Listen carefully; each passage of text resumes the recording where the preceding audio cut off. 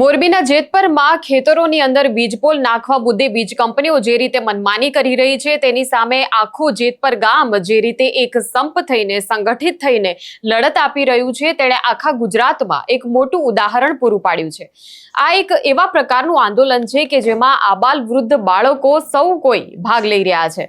આમરણાંત ઉપવાસનો આજે ચોથો દિવસ છે ત્યારે એક તરફ એવી પણ ફરિયાદો ઉઠી છે કે ભાગ લેનારા જે ખેડૂતો કે જે હાલ આમરણાંત ઉપવાસ પર બેઠા છે ઉપવાસ છાવડીની અંદર તેમની તબિયત બગડી રહી છે।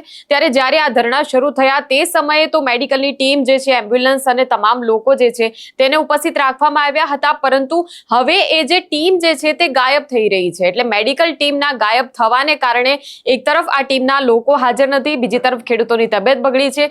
હવે આ બધા વચ્ચે ખેડૂત આગેવાન નિલેશ એરવાડિયાએ એક મોટા આક્ષેપો કર્યા છે। તેઓ શું કહી રહ્યા છે તેની વાત કરીશું આ વિડીયોમાં। નમસ્કાર, નિર્ભય ન્યૂઝમાં આપની સાથે હું મયુરી। તો વીજ કંપનીના વિરોધમાં તમામ જે જેતપરના ખેડૂતો જે છે તે ઉપવાસ આંદોલન કરી રહ્યા છે અને આમરણાંત ઉપવાસ આંદોલનનો આજે ચોથો દિવસ છે। ત્યારે સ્વાભાવિક છે કે ગરમીની એક સ્થિતિ છે, અત્યારે તાપમાન જે છે તાપમાનનો પારો સતત ઊંચે જઈ રહ્યો છે, વરસાદ ખેંચાયો છે, ત્યારે આકરા તાપમાં બળબડતા તાપમાં ખેડૂતો પોતાના હકની લડાઈ માટે સતત આમરણાંત ઉપવાસ કરી રહ્યા છે અને તેના કારણે ધીરે ધીરે ખેડૂતોની જે તબિયત જે છે તે બગડી રહી છે। ત્યારે જ્યારે આ ખેડૂતોએ પહેલા જાહેરાત કરી હતી કે આ પ્રકારે તે ઉપવાસ કરવાના છે, તે સમયે તો ઇમરજન્સીની ટીમ હતી, એમ્બ્યુલન્સ હતી અને તેને તૈનાત રાખવામાં આવી હતી, પરંતુ હવે આજે ચોથો દિવસ છે તો ધીરે ધીરે આ ટીમના અધિકારીઓ જે છે તે ગાયબ જોવા મળી રહ્યા છે અને આવો આક્ષેપ કર્યો છે ખેડૂત આગેવાન નિલેશ એરવાડિયાએ। તેઓ શું કહી રહ્યા છે તે જોઈએ। જેતપર મુકામે હું છું નિલેશ એરવાડિયા। ઉપવાસ છાવણીનો આજે ચોથો દિવસ છે। પહેલા દિવસથી જિલ્લા હેલ્થ ઓફિસરે ઓર્ડર કરેલો છે કે એક એમ્બ્યુલન્સ અને એનો મેડિકલ ઇમરજન્સી ટીમ, પરંતુ આજે 4 દિવસ થયેલ હોવા છતાં ઉપવાસીઓની તબિયત બગડેલ હોવા છતાં આપ જોઈ શકો છો પ્રતિક ઉપવાસમાં આવડા બાળકો બેસે છે સવારથી। આ વડીલની તબિયત 2 વખત બગડેલી છે, મોરબી આઈસીયુમાં દાખલ કરેલા હતા અને બોટલ ચડાવી અને ફરી પાછા અહીંયા લાવેલા છે। કાલે સવારે પણ એમની તબિયત બગડેલી હતી ગઈ રાત્રિના રોજ, તો પીએસસી સેન્ટરમાં ડાયરિયા અને વોમિટિંગ થઈ ગયેલી, અમે ટીંગાટોળી કરીને પીએસસી સેન્ટરમાં લઈ ગયેલા। અહીંયા કોઈ ટીમ ઓન સ્પોટ હાજર નથી। એમ્બ્યુલન્સ ફાળવેલી છે અને ઇમરજન્સી ટીમ હેલ્થ ઓફિસરે ફાળવેલી છે, છતાં અહીંયા કોઈ 4 દિવસથી આ નિંભર તંત્રનો એક પણ અધિકારી આ છાવણી ઉપર હાજર નથી।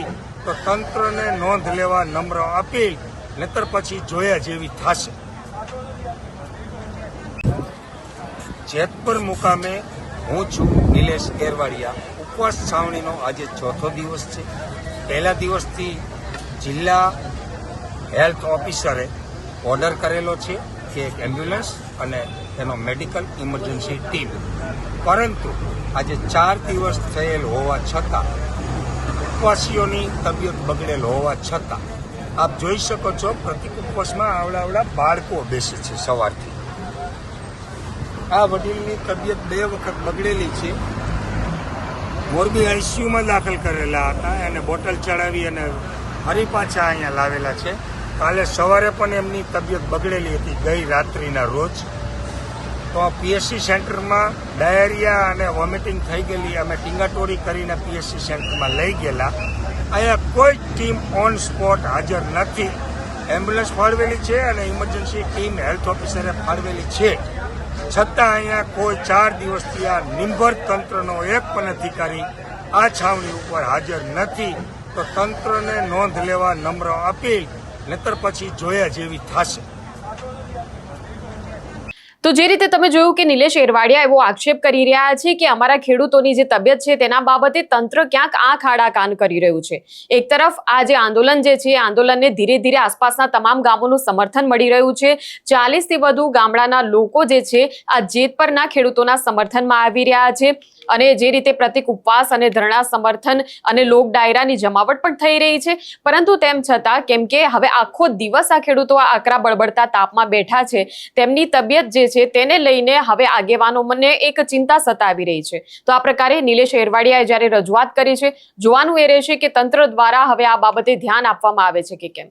ત્યારે આ મુદ્દે તમારું શું કહેવું છે તે કમેન્ટ સેક્શનમાં અમને જણાવશો. આ પ્રકારના વિડીયો માટે આપ જોતા રહો નિર્ભય ન્યૂઝ. અમારી ચેનલને લાઈક, શેર અને સબસ્ક્રાઇબ કરવાનું ભૂલશો નહીં. નમસ્કાર.